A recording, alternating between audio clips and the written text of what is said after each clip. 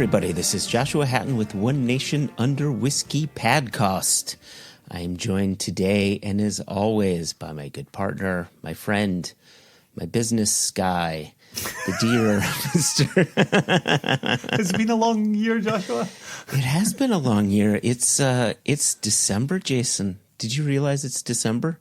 I did. On December 1st, when I woke up, I realized it was December. Like, here we are. Mm-hmm. We're amongst it. We're amongst it. Do you say when you wake up on the first of any month? Do you say rabbit rabbit? I don't. I'm not a superstitious fellow. I don't do it out of superstition. I just do it out of habit. But you understand it is a superstition. Like I get that it comes from like its origins are from superstition.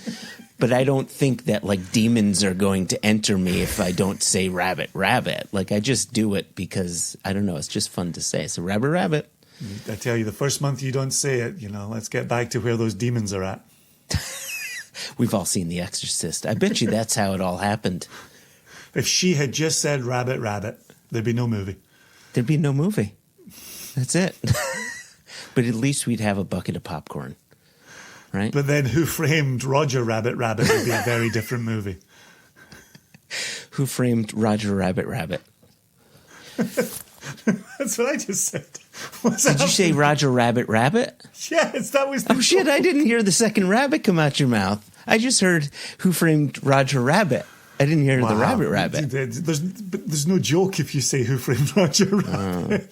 Who framed Jessica Rabbit Guillermo Lomas? That's what I want to know. Oh, this is a winning intro today. We are on fire. And by we... Wow. I stepped on your joke. You said the joke, and I stepped on it. And oh, man, I apologize, Jason. Thank you. I appreciate your apology. Thank you. Thank you. Will you appreciate it? Do you accept it? I didn't hear that you accepted it. I just hope it makes sense to the final edit.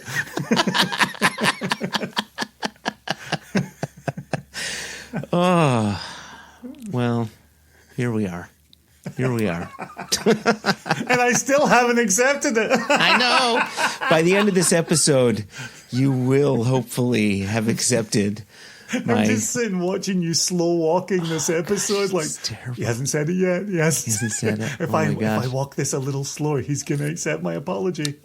I tell you, with enough whiskey in you, perhaps you will have accepted my apology. I'm just going to ply you with whiskey, some of the best whiskey, I would argue. People say it's the best. I would accept that argument.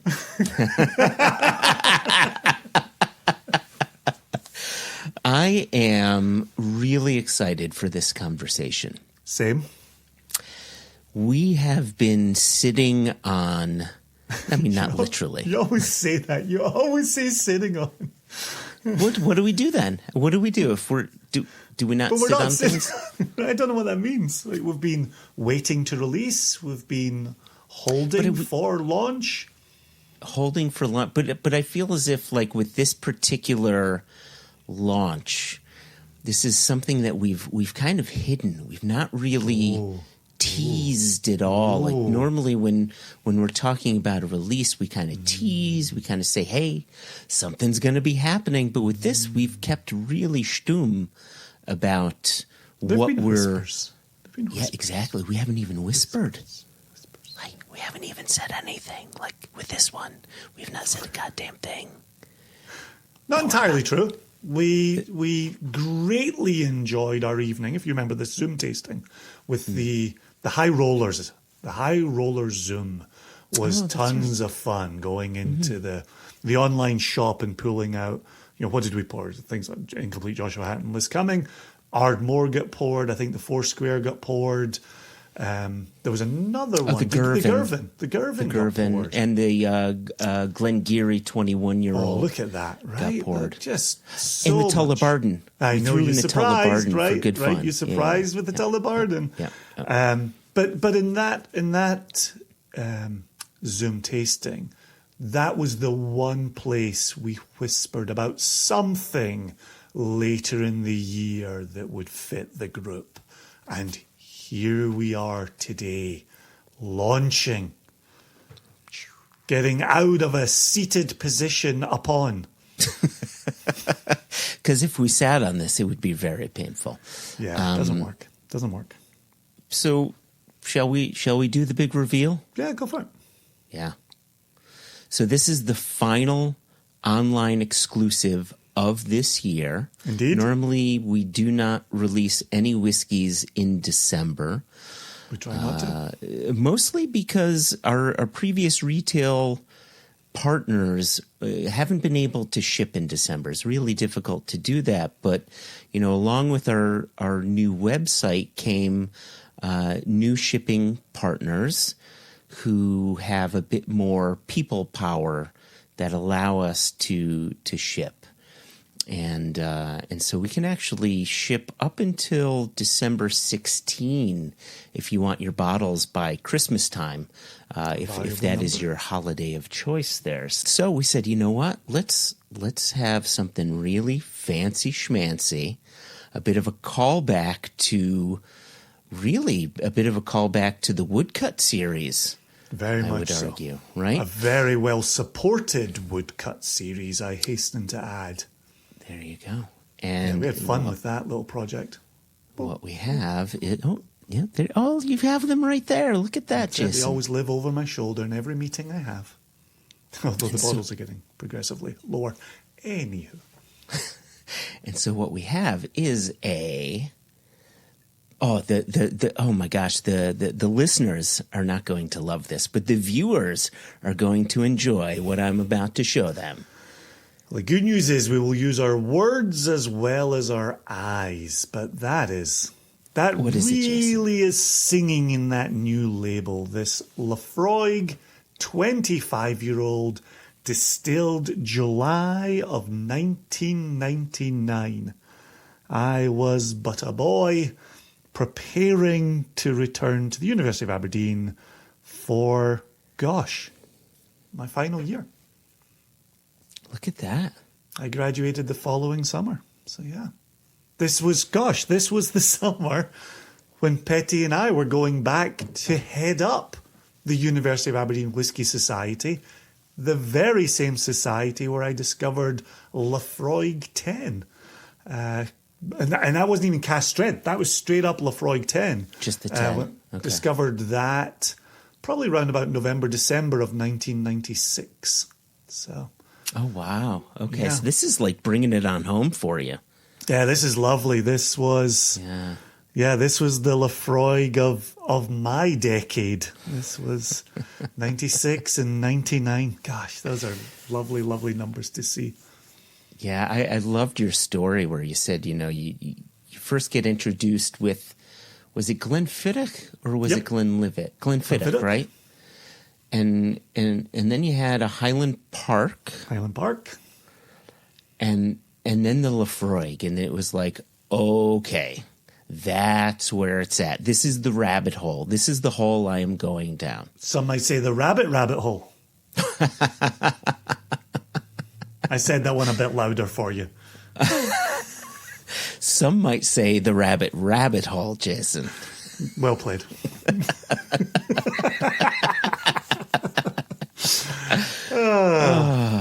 Anyway.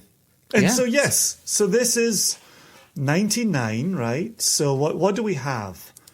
Right, we're thinking about the 96 10-year-old that I'm having, as a student at the University of Aberdeen.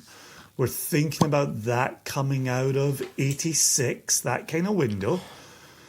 I think about you and me being at the Alden Rare in Glasgow a few years ago and getting to sit in on a Laphroaig Decades tasting with Dennis Nicol.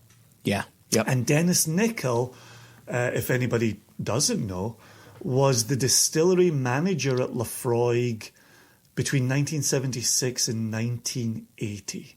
Yeah. Yep. And in that tasting, Dennis talked about the transition at Laphroaig from brewer's yeast to distiller's yeast. Mm-hmm. And, talked to enough whiskey nerds you'll eventually get into that conversation around brewer's yeast and distiller's yeast. Famously, brewer's yeast would give an incomplete fermentation, but would have some really interesting flavors, some depth of flavor, some heft to those flavors.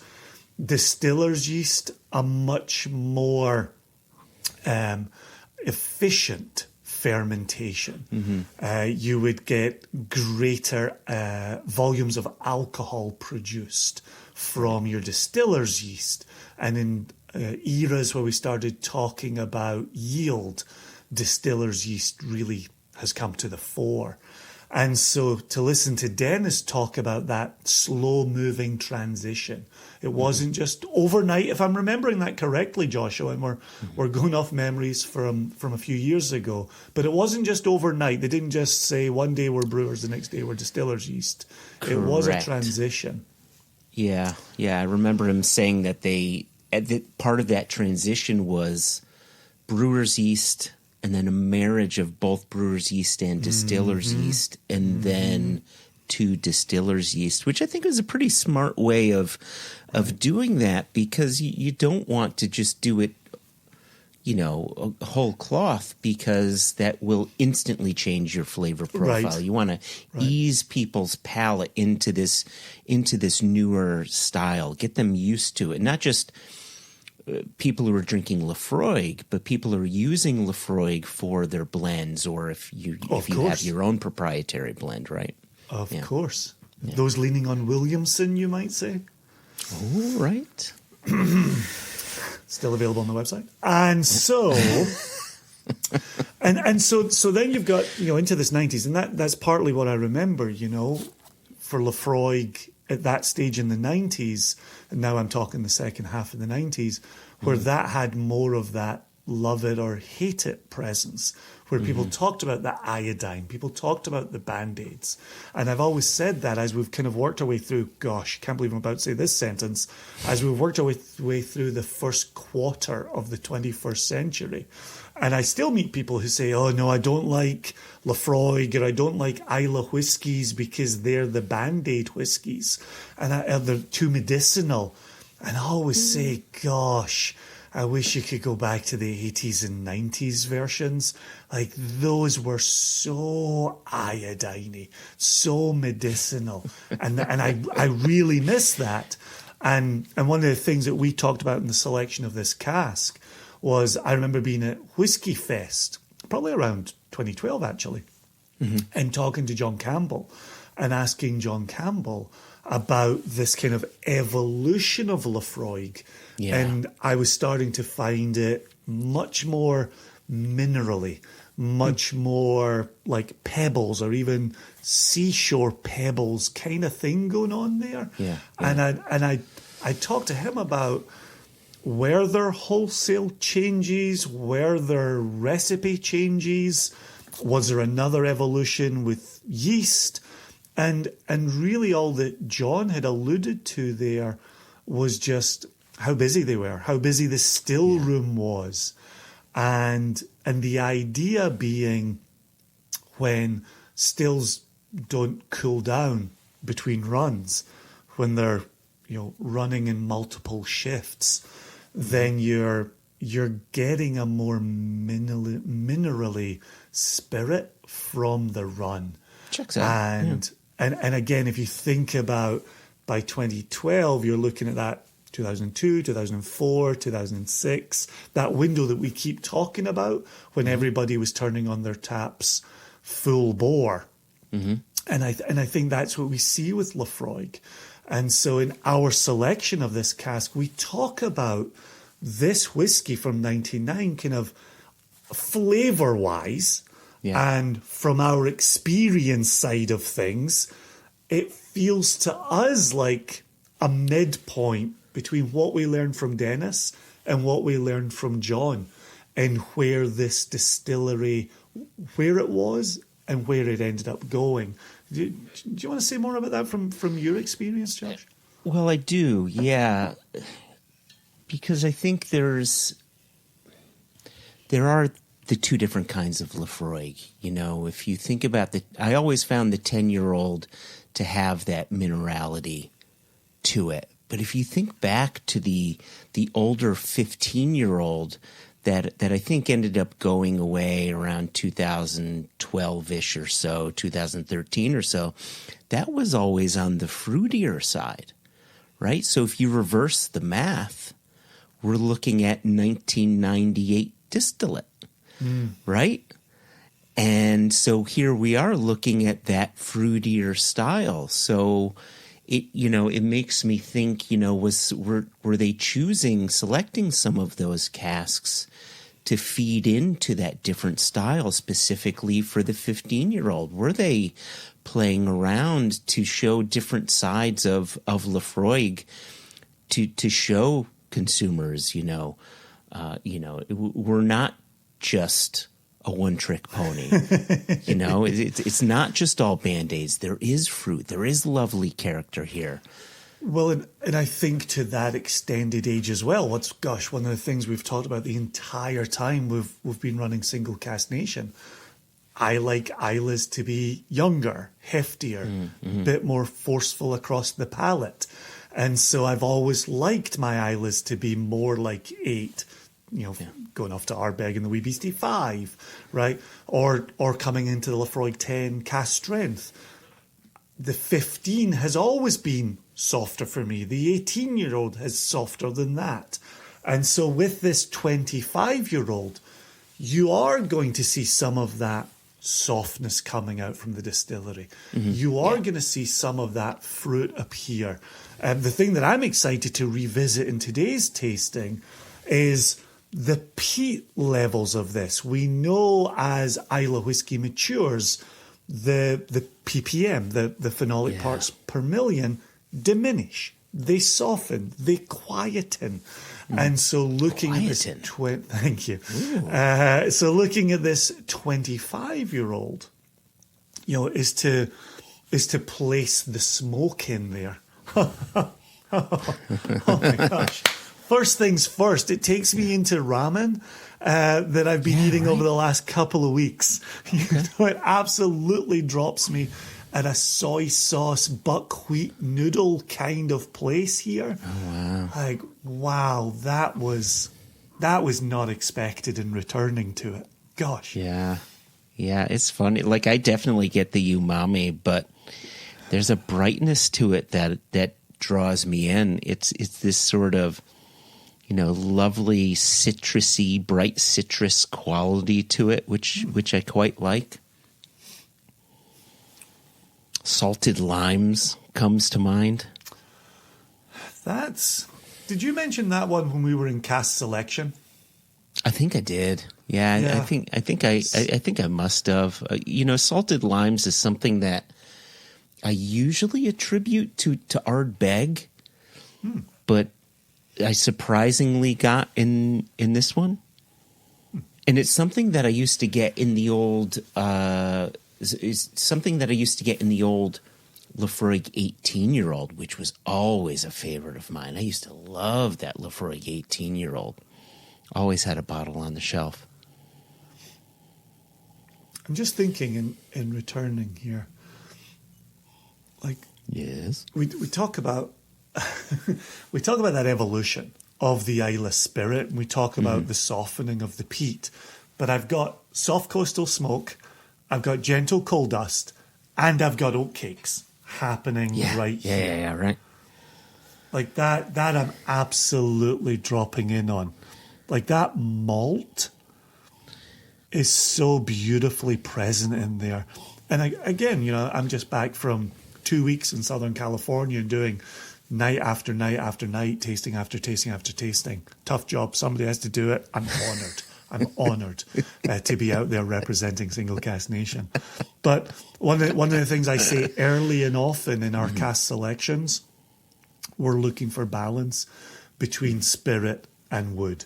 And what I also get to run into in Southern California is a group of nation folk who are so into refill bourbon maturation. Yeah. And one of the things that really drew us to this cask was 25 years undisturbed in refill bourbon.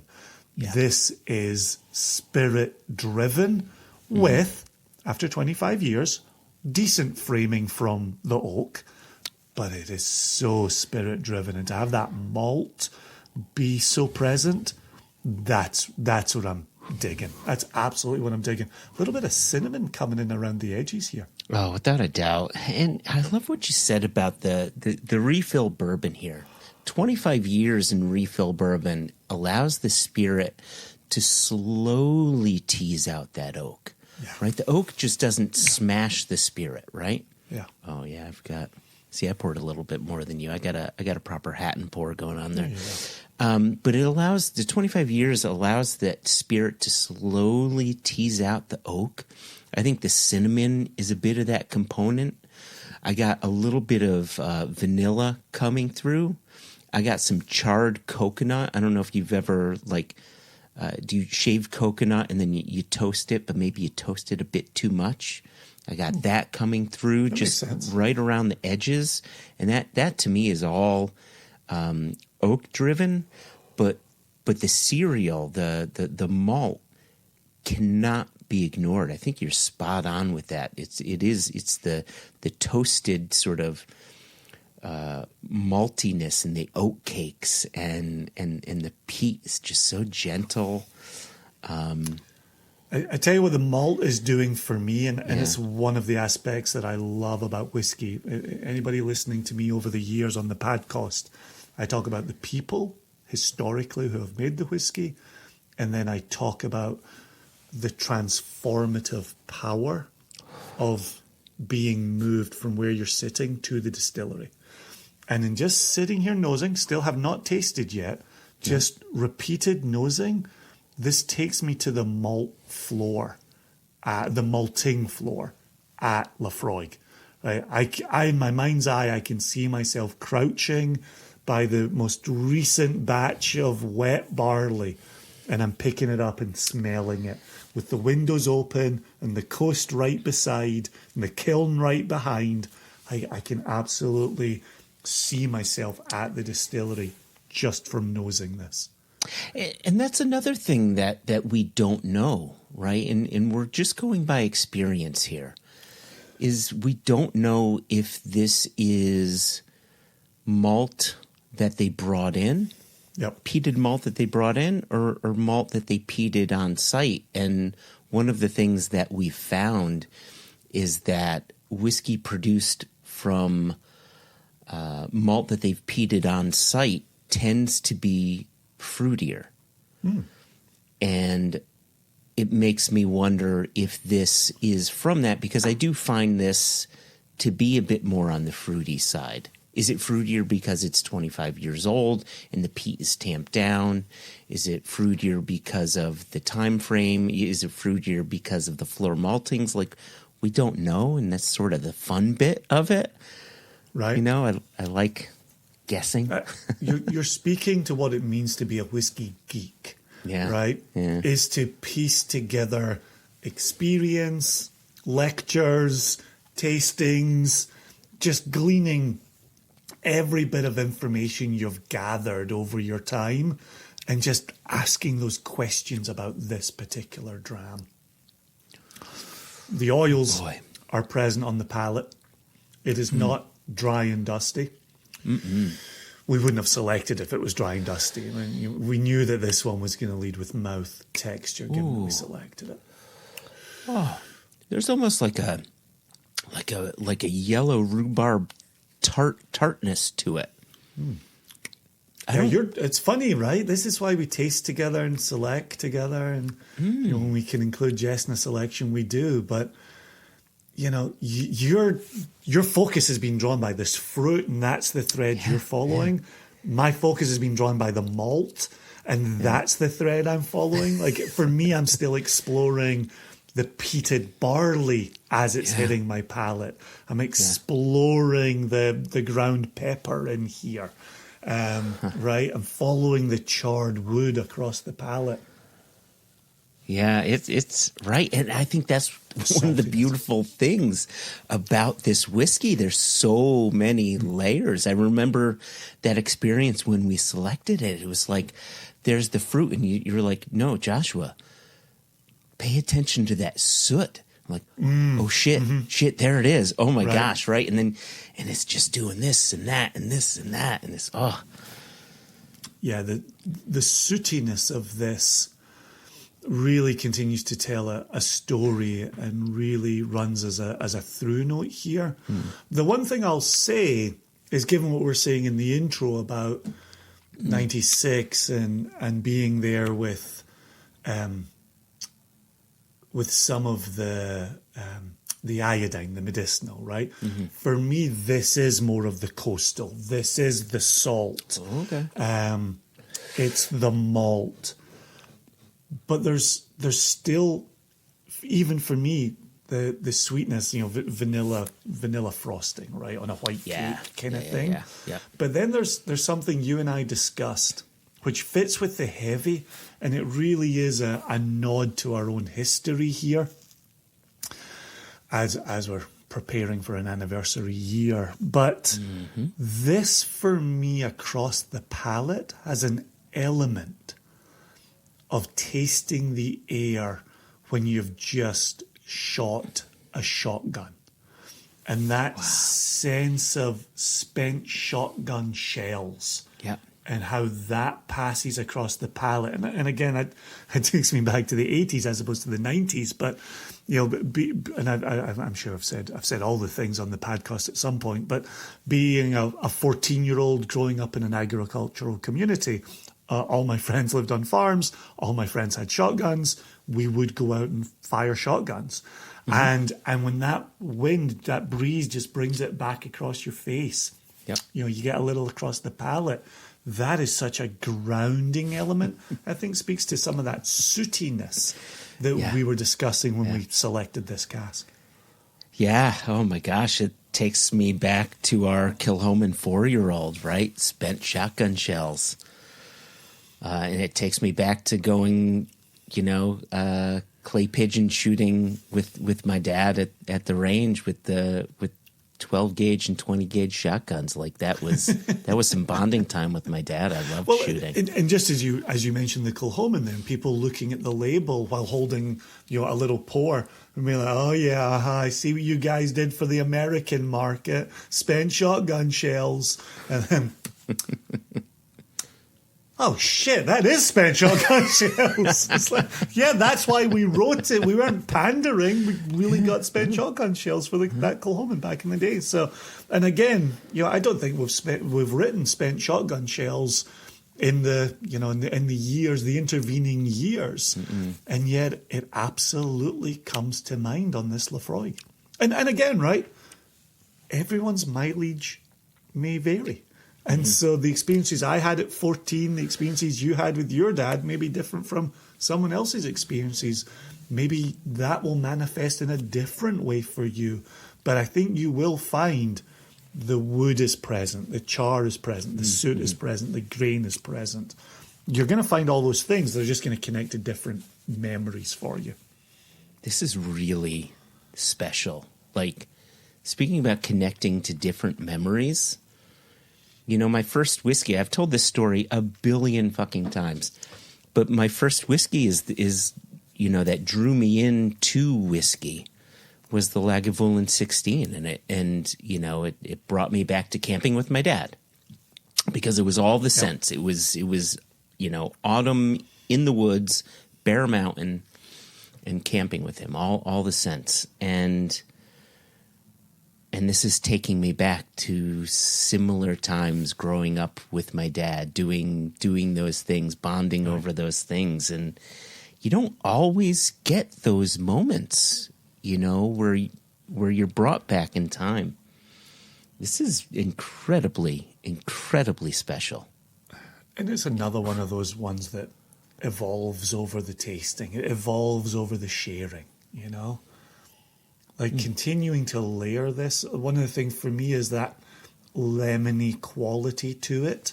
And while we're talking limes and we're talking lemons, and we are talking about a citrusy brightness. And I love the fact that this remains bright 25 years in, but still with the smoke, and still with a fragrant smoke. Yeah, and there's a liveliness to it, while also having an elegant quality to it. You know, you can tell it's got age to it, but it's not necessarily tamed, right? And that's what drew us to this cask in the selection, was that it wasn't stumbling over the finish line. It wasn't ready to be pulled from the cask at its last gasp. It was bright. It was lively. It was expressive. It's exuberant, right? I think it's doing a lot of things that you might not expect a 25-year-old Islay whiskey to do.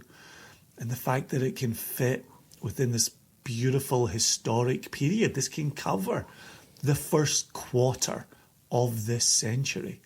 Like it's wild to me. Honestly, I know I said it earlier in today's episode, but it's wild to me that we're sitting here discussing the first quarter of this century. Absolutely wild. Oh my gosh. And I can still remember, sitting in my chair in 1996 next to Petty, tasting Laphroaig 10, and that does not feel like 29 years ago. Like that's wow. Jason, I was married to a different woman in 1999. There you go. There you go. If only she knew. Different. If only she knew.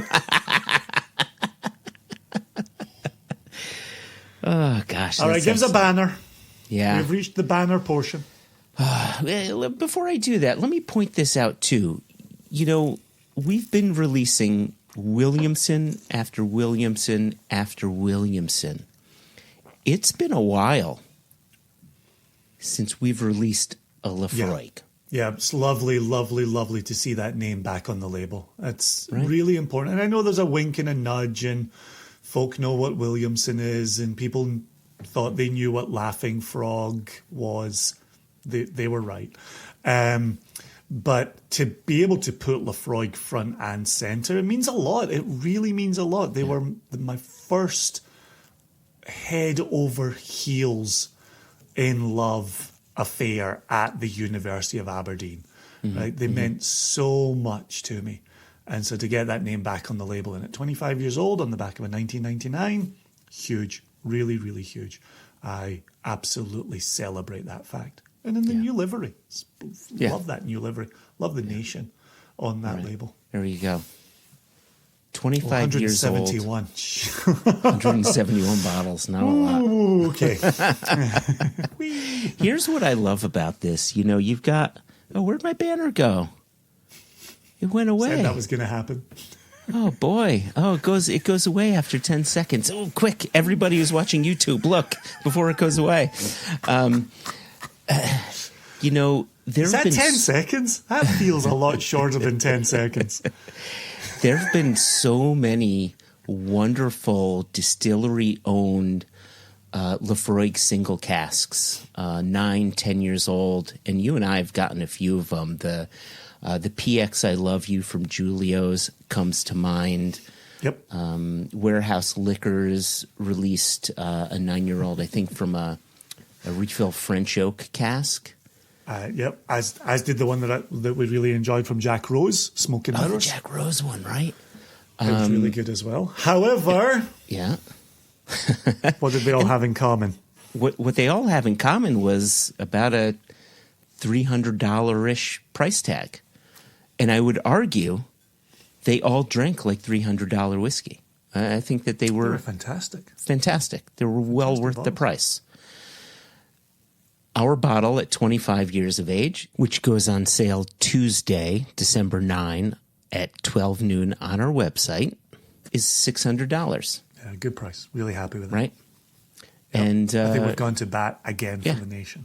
Without a doubt. Without a doubt. And, at every turn, we want to do $10 per year, and I think What have we done? We've bottled 87 casks or 88 casks this year. Do I have that number right? Sure, somewhere around that. And at every turn, I think we've done $10 per year, with the exception, and in some cases a little less, with the exception of 2 casks. Our Bowmore 21-year-old at $250, right? It's kind of difficult. A few remain available at that kick-ass price. And then this Laphroaig. There are simply times when you have prestige casks that are as rare as hen's teeth, where you simply can't touch it. No. But if we did a 25-year-old Springbank, it likely would not be $600. It'd likely be $3,000, right? So here we are. We definitely still are going to bat and then some at this price tag, and we are incredibly proud of it. Yeah, love it. Love the liquid is exceptional. It's an older cask, not a place we tend to dip our toes. We tasted this as part of a larger batch of samples, and we said that has to be a special end of year festive release. That's exactly what we leaned into. That's exactly what we did with it. I think this will bring great cheer to any gathering where this is shared. I think this is really a really special bottling, and the nation supports us. The nation knows what we're here to achieve, and I know Laphroaig is near and dear to a lot of hearts out there. So dip into 99, dip into 20th century Laphroaig. It's your last chance. I would argue if you've purchased the woodcut series, this falls right into line with that woodcut series. Absolutely. Fit it in. Yep. Then open it up and share it. The holidays are a-coming, right? Yep. Yeah, I'm excited to open my bottle. I'm excited to share that around. You know what I'm going to do, Jason? Tell you what, December 6th, that's this coming Saturday, by the way. It's a very important day. Just when I was getting ready to accept your apology. No more. It's off the table. It's back off the table. It is Christopher Swede-Scott Hallstrom's birthday, Jason. Incorrigible. Incorrigible. It is also Raj Sabarwal's birthday. Incorrigible. Your face is getting redder and redder. That's because I've been drinking.